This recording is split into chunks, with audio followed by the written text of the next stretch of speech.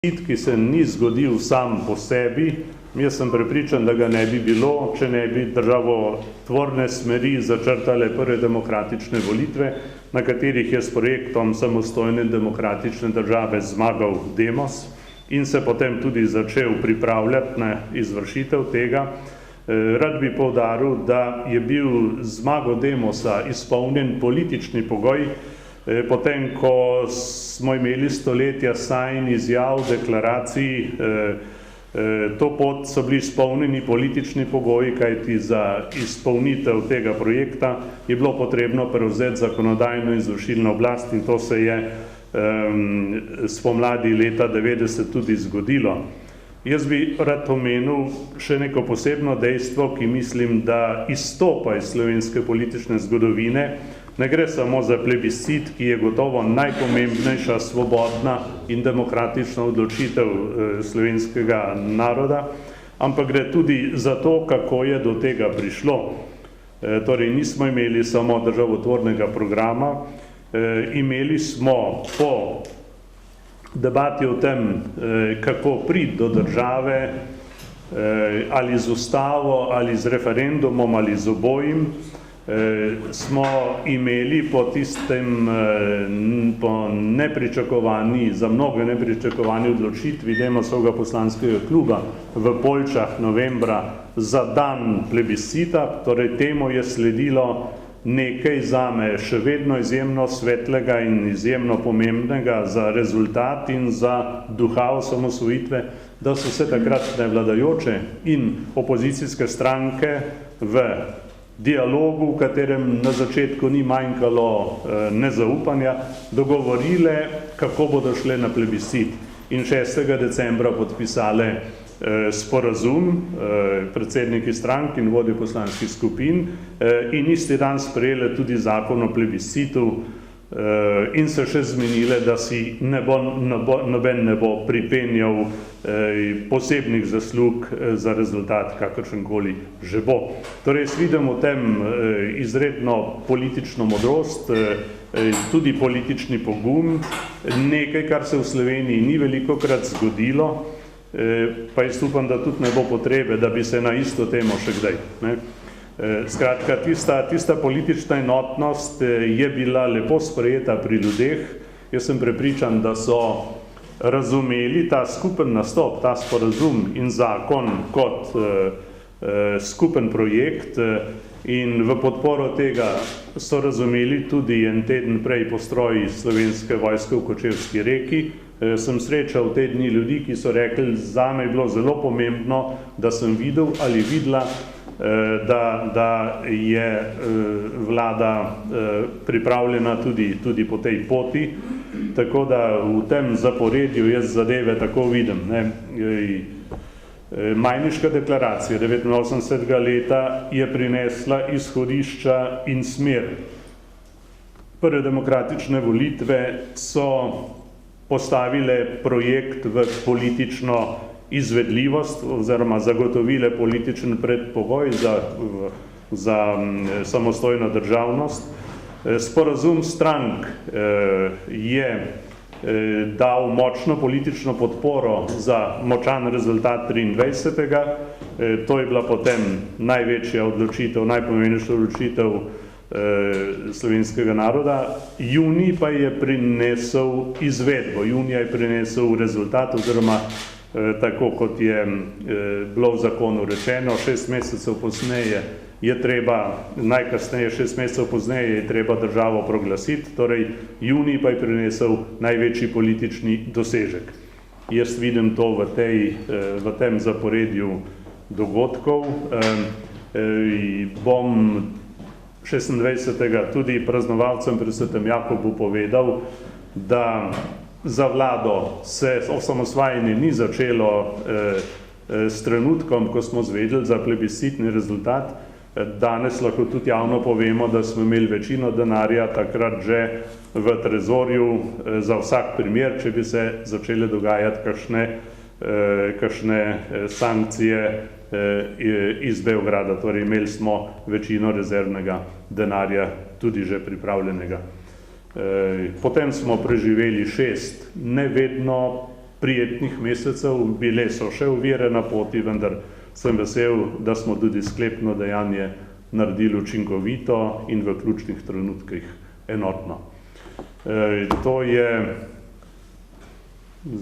za uvod z moje strani. Jaz bi prosil zdaj Janeza Šušteršiča, da bi svojega vidika razložil oziroma povedal, kako je do tega prišlo in kako se je to dogajalo. Janez, izvoli.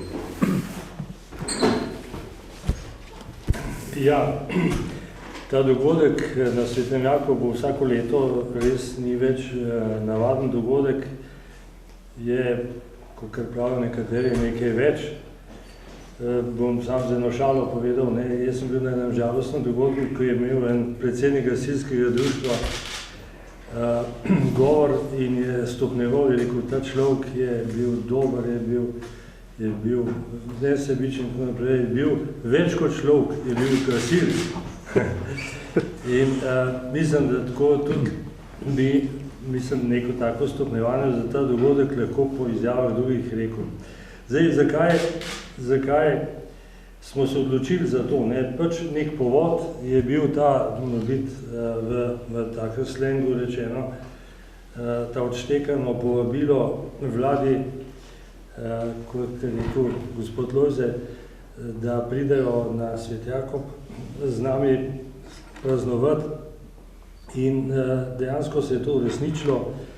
Dejansko je bil res zelo močen dogodek, če računate, smo prej živeli v nekem drugem sistemu in da se je prvič zgodilo, saj v mojem življenju, da se je neka oblast priklonila ljudstvu in z njim podoživljala dejansko veselje, radost in tudi tesnobo tistega trenutka.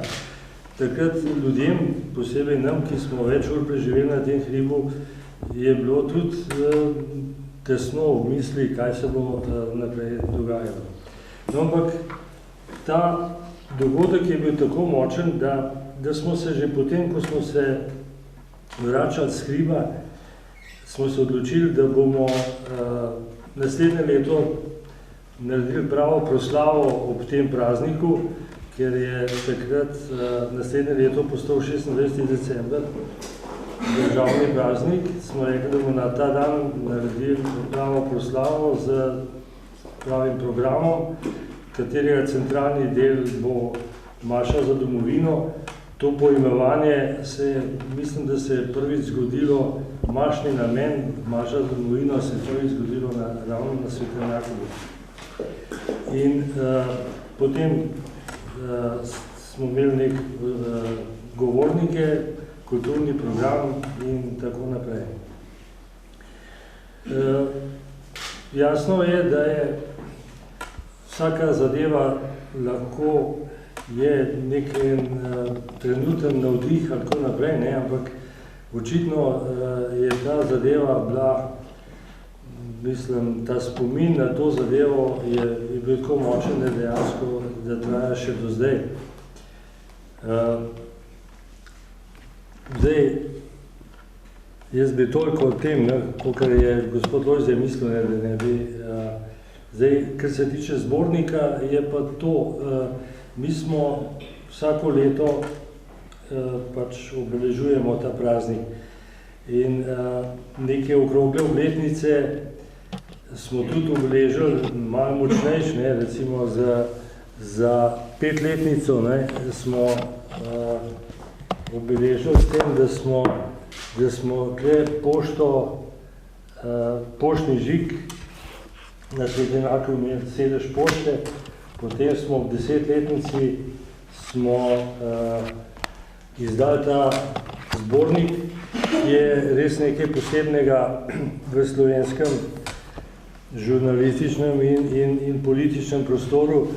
V tem zborniku smo povezali in dejansko so se vsi z veseljem odzvali, tako levi, desni, sredinski. Če navedem sam nekaj avtorjev iz tega zbornika izpred 15 let, da so tukaj sodelovali tako gospod Peterle kot Ciril Ribičič, tako kot gospod Pučnik in gospod Školč in še take ekstremne ekstremne, rekel, politično različne osebnosti so tukaj sodelovali. Letos smo imeli tudi to ambicijo, da bi tudi več avtorjev, tudi s tako zvane liberalne strani povabili, ampak je bilo malo časa in pač se nismo osredotočili na politični aspekt tega zbornika, ampak bolj kakšno videnje dogaja na Svetem Jakobu, kakšno politično stanje je v naših teh 25 letih. Jaz bi toliko, če imam kakšno vprašanje, sem pa voljen govoriti na to. Jaz bi še tole dodal čisto faktično, kako je to zgleda. Mi smo bili v Cankarjevem domu takrat in smo prepevali, kot kaže dokumentacija v nekaterih arhivih. Jože Pučnik je rekel, Jugoslaviji ni več, Jugoslaviji ni več. In kmalu po tistem je potem Nace Polajnar pristopil z besedami, ki sem jih že povedal, in jaz sem rekel, gremo. In smo se relativno hitro gor spravili, tam ljubene polnoči, mislim, da proti polnoči smo se odpravili gor je bil sneg, sabo smo imeli enega profesorja iz Bostonske univerze, gospoda Mockina, ki je kasneje popisal to pot kot neko pot čez prepade, skratka, on je to doživel zelo intenzivno, bi rekel, ne, in o tem pisal tudi. Ne, in mi smo šli pač v salonskih čevljih iz Cankarjevega doma gor je bil pa sneg, veter in tam je bila neka klop, kjer je najprej Pučnik govoril, pa sem še nekaj povedal, Rupel je pa mahal s platnicami potnega lista, mislim, ker celega potnega lista še nismo imeli, ne. Torej tudi po tej plati so se stvari že dogajale, ne, in smo dali vedeti, da vlada dela, da ne začenja šele, ne. Pa se je pa začela močna sodra, pa smo se pomaknili pa malo niže v eno mežnarijo, ko se piše tam Plešec. Urh, ja. No in tam smo še malo nadaljevali, tako da jaz sem prišel, mislim, da enkrat proti 4. ali med 3. in 4. domov. Tako da je bilo, tako kot je Janez rekel, od zunaj je bilo mrzlo, v srcih je bilo toplo, bilo pa je tudi nekaj tesnobe, ker ta odločitev je pomenila, da ni poti nazaj, ne? In bil je tudi rok postavljen, ne?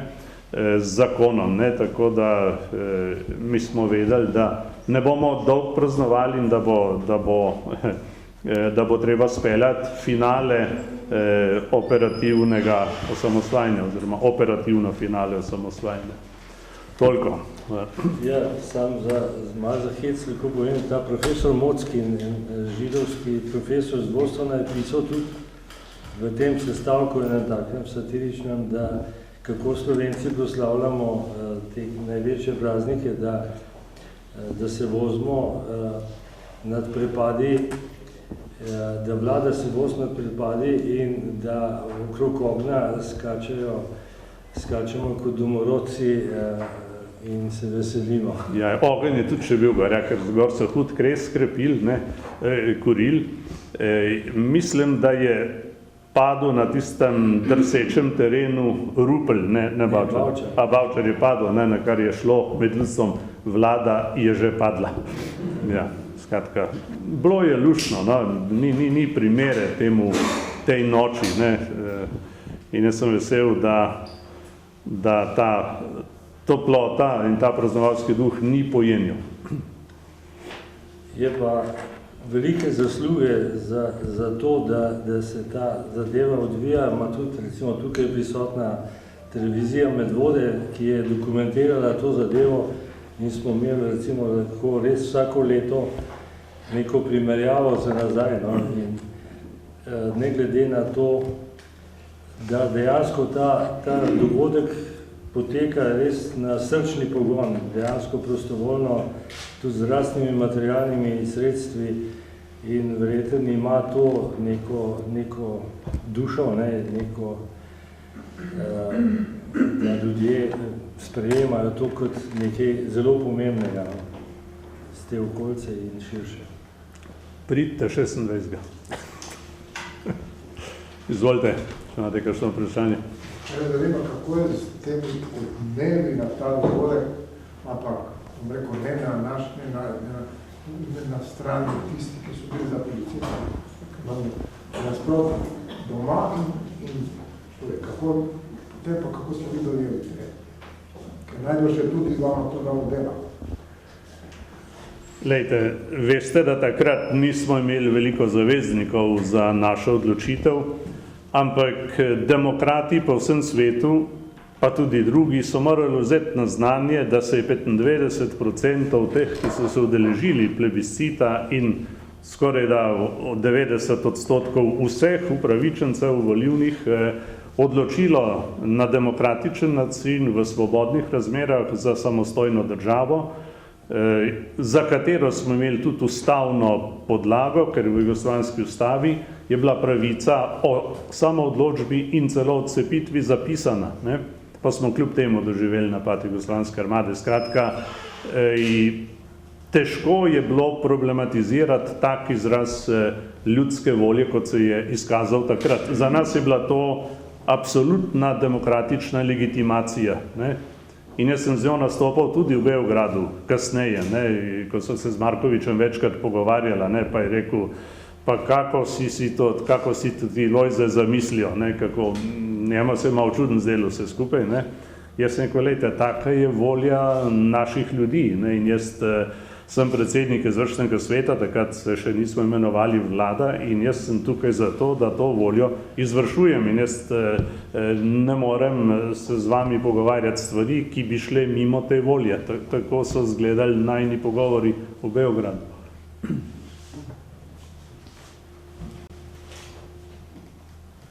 No, kljub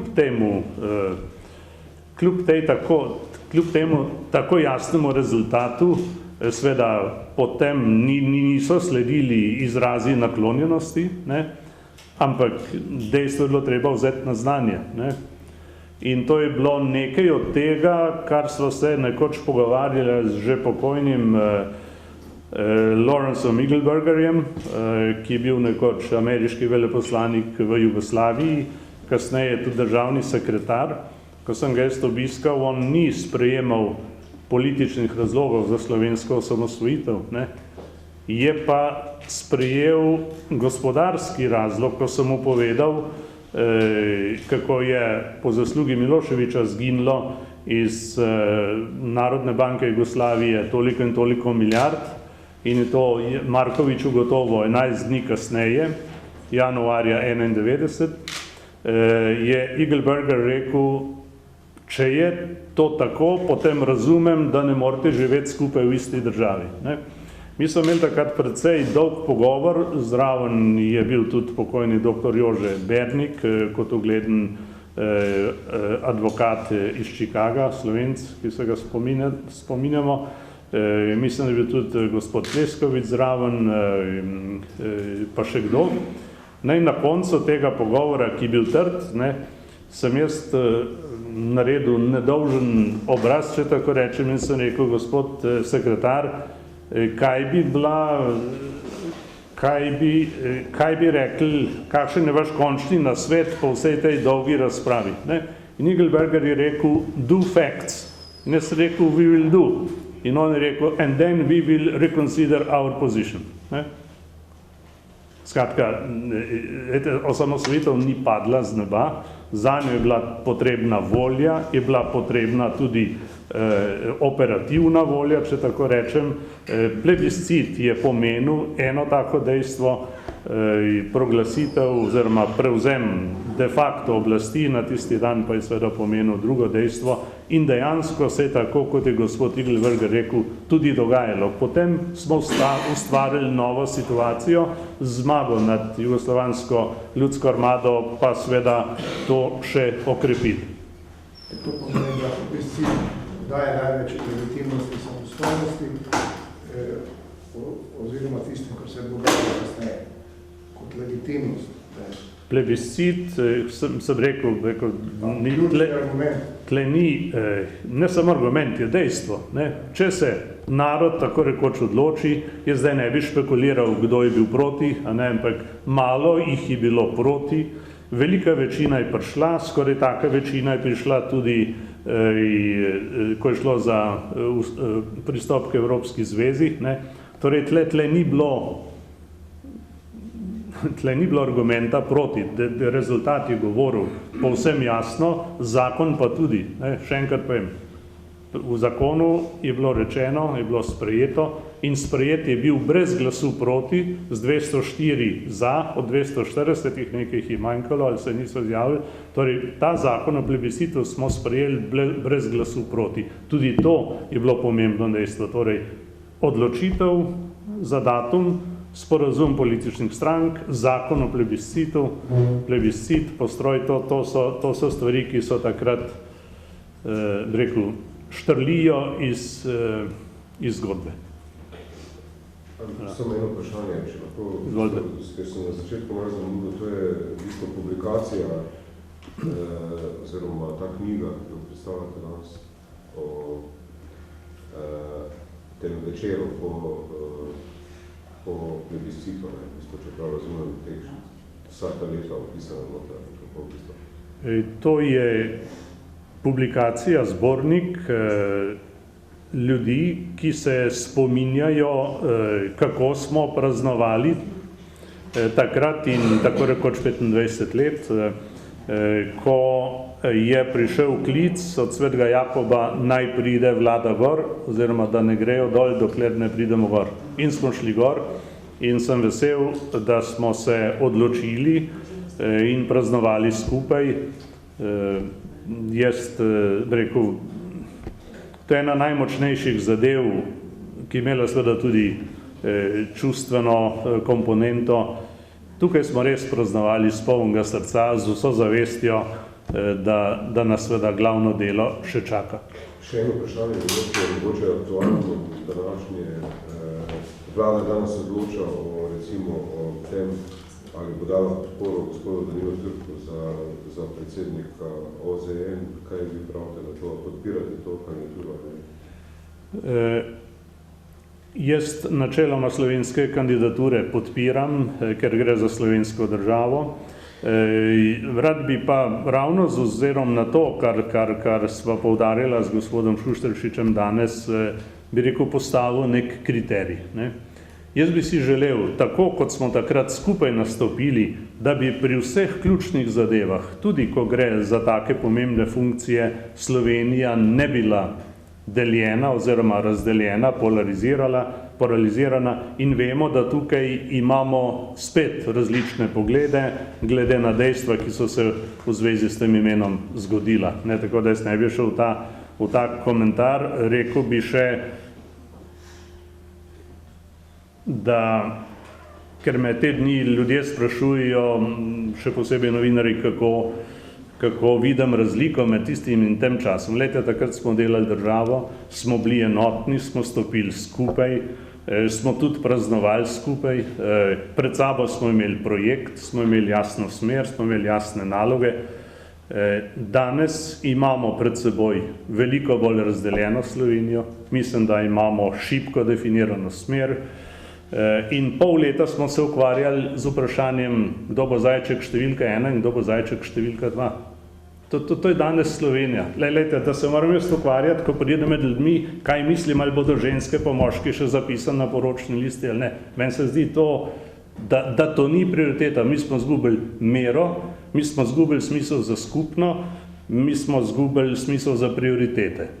Vmes so nas okradili za milijarde, se zadolžili za milijarde, mi se pa ukvarjamo z zadevami, ki mislim, da niso ključen problem Slovenije v tem času. Jaz nimam nič proti zakonskim pobudam, absolutno nič proti dostojanstvu kogarkoli, ne, ampak vidim, da delamo stvari tako, da se v bistvu polarizacija poglablja. Ne, in mislim, da je to slabo za državo, ki si ni v zadnjem času zagotovila oziroma je izgubila. Ne. Kar naenkrat gledamo eno zastavo na enem trgu, ampak ni prave razlage, kaj se je zgodilo oziroma v čem je bila sprememba. Marsikdo danes v Sloveniji ne ve, o čem govoriva danes mi dva. Ne razumejo, kaj se je zgodilo. in tudi ne kaj in zakaj bi praznovali. Zato kar dano, zdaj imamo kar svobodo, demokracijo, tam so bili eni, pa so nekaj premaknili, eni mislijo, da so samo še nekaj dodali, kar se je zgodili tako že leta 41 ali 45. Ni poštene razlage. V večini šol pa itak tega ne obravnavajo, ker je na koncu pouka in ne pride niti na vrsto. Ne? Letos bo posebej pomenljivo, zato ste vsi vabljeni na Svetjakov 26. ker bo glavni govornik bo gospod Peterle in njegov sogovornik bo pa župan občine Medvode, ki je bil ob osamosvojitvi star, mislim, da 4 leta, najmlajši župan v Sloveniji in bo pogled na to našo državo lahko čisto iz drugega zornega kota. To bo posebej pomenljivo. No. Jaz mislim, da bo zelo intrigantno in sploh pa... Govorov ne usklajujeva.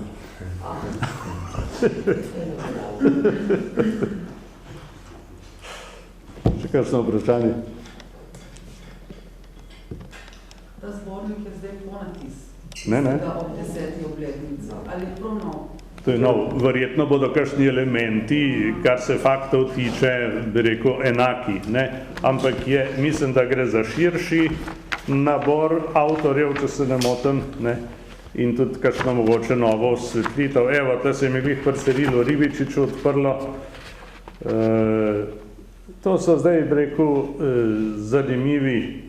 zanimivi Tiste bil pogled, časi. 10 let nazaj, ne? To je pa pogled za 25 let nazaj. Ne? In recimo značilno, jaz sem to kot urednik večkrat prebral, ne? In je par lapsusov noter, ampak jaz sem jih pustil, jaz nisem avtorjem hotel popravljati, oni imajo pač tak spomin, zgodovinski spomin, niso morali biti kakšne zadeve, niso čisto usklajene, ampak ravno to je, bistvo je pa v glavnem poanta tega zbornika je zdaj pogled na teh 25 let nazaj, kaj so ljudje takrat pričakovali, kakšno je njihovo. Jaz sem pa tukaj v uvodu nek zgodovinski uris tega dogajanja popisal. Ne? Ja, lejte, v prejšnjem za 10-letnico je še Jože Pučnik nekaj napisal, tudi Ivan Oman. Takrat se je to prej začelo, v tej rundi smo se malo pozno spomnili, da tudi zbornik naredili, ne, pa se ni dal kaj gor. Če dovolite en hecen komentar, ne, ker mene so zdajle ob postroju v Kočevski reki po 25 letih so se ljudje spomnili, da sem imel jaz tako rekoč letni, jaz sem mislil, da jesenski plašč, ne, in so rekli, se je še plašča ni imel zimskega, ne, ampak vam povem, da tle gor ga očitno tudi nisem imel, ne, ampak ga res nisem imel, ne, jaz sem bolj športno živel, dokler nisem bil v politiki in tudi, mislim, sem bil tudi v Svetem Jakobu v tem svetlem, skoraj da poletnem plašču. Takrat se s tem nismo tako ukvarjali, ne. Tudi PR-a nismo imeli. Jaz sem imel enega PR-ovca, ki je žal že pokojni in njegovo delo je bilo, da je sporočil novinarjem, kdaj bo tiskovna konferenca, potem je pa rekel, pozdravljam vas na tiskovni konferenci, zdaj bo pa povedal o glavnih sklepih današnje seje vlade, predsednik vlade Lojze Peterle. Tako je bil takrat naš PR. Ministri, mislim, sploh niso imeli takvanih PR-ovcev, da so cele ekipe in včas pol PR zasenči vsebino, ob najboljših prizadevanjih seveda, ne, ampak jaz mislim, da takrat je bilo pa več substance, ne. V tem je moj, kako bi rekel, težava, ko primerjam duha tistega časa. Lejte, če boste enkrat pogledali, vse malo je to že popisano, kaj smo mi v enem letu naredili, ne? In kakšna je dinamika odločena in rezultatov se dogaja v zadnjem času. Ne? Potem res, bi rekel, jaz imam podlago za to, da kličem k več dinamiki, k več skupnega, ne k poglabljanju konfliktnosti in tako naprej. Ne. Rekel, to marsikdaj se ne da slovenski politike reči drugega, kot da jo vodi na čelo naj sosedu koza crkne. Ne. Ampak tako ne moramo naprej. Mi moramo tudi v tej situaciji najti skupne imenovalce, skupno voljo, izzivi, poglejte, prihajajo en za drugim, ne, in deljeni ne moramo uspeti. Ne. V Evropi razvoj ne gre k več Evrope, gre prej k manj, ne. In v takih situacijah ne smeš biti preveč ranljiv, to bi jaz rekel. Ne. Ampak jaz mislim, da taki, kot smo, da smo ranljivi.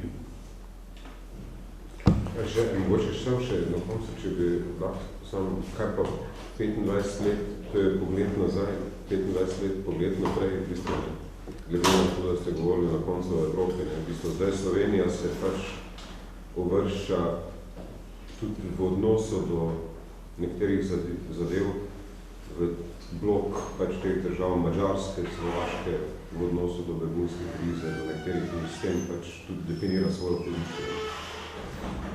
Glejte, jaz bi si želel, da bi Evropska... Mislim, ostaja zunaj mini Schengen. Ja, jaz bi obžaloval vsako situacijo, v kateri Slovenija ne bi hotela ali ne bi bila sposobna igrati igre z tistimi, ki so sposobni takvane prve hitrosti. Ne. Ideja mini Schengena mi ni všeč, ampak lahko se nam zgodi, da bo tisti del Evrope, ki bo hotel deliti iste standarde pravne države in socialno-tržne ekonomije, pa tudi fiskalne kulture, če tako rečem, da bo še enkrat stopil skupaj in začel naslednjo rundo integriranja. Ne. Izbire so zelo preproste. Ne. In pravim, ta situacija bi narekovala drugačno skrb za iskanje skupnih imenovalcev. Ne. Jaz bom še enkrat rekel, jaz bi si želel, da bi se zmenili levi in desni ali katerikoli, ki imajo zaupanje ljudi, ker so bili izvoljeni, da bi se na finski način zmenili, kaj je dobro za Slovenijo in da bi tekmovali v tem, kdo bo to naredil boljše, oziroma da bi se pri bistvenih stvareh strinjali. Ne. Mi ne gremo naprej, ker se praviloma v vladah bolj ukvarjajo z naslednjim mandatom, kot s tistim, ki ga trenutno izvajajo. Ne. Hvala lepa.